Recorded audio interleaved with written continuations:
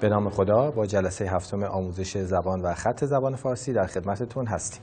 خب تا به حال چندین حرف یاد گرفتیم و در این جلسه فقط تمرین میکنیم و واژه میسازیم. من براتون یه واژه‌های آماده کردم که اینجا مینویسم.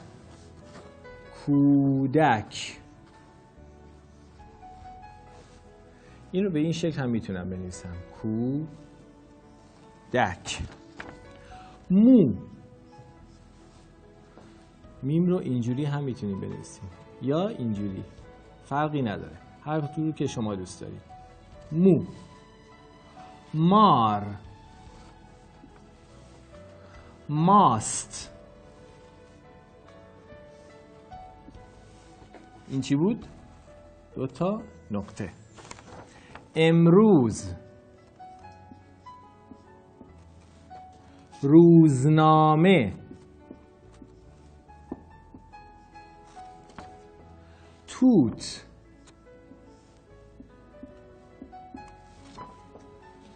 نوشیدن.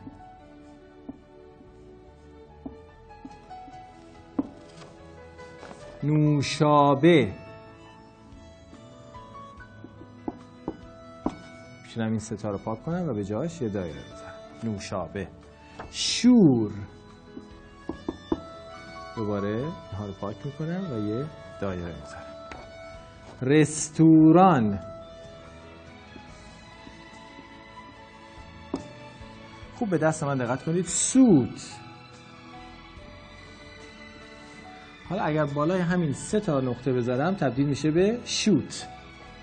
سوت، سوت، شوت، سوت، شوت.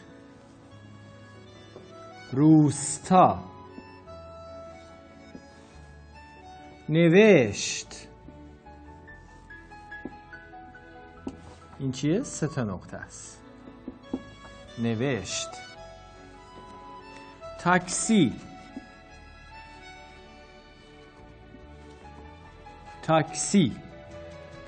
کار.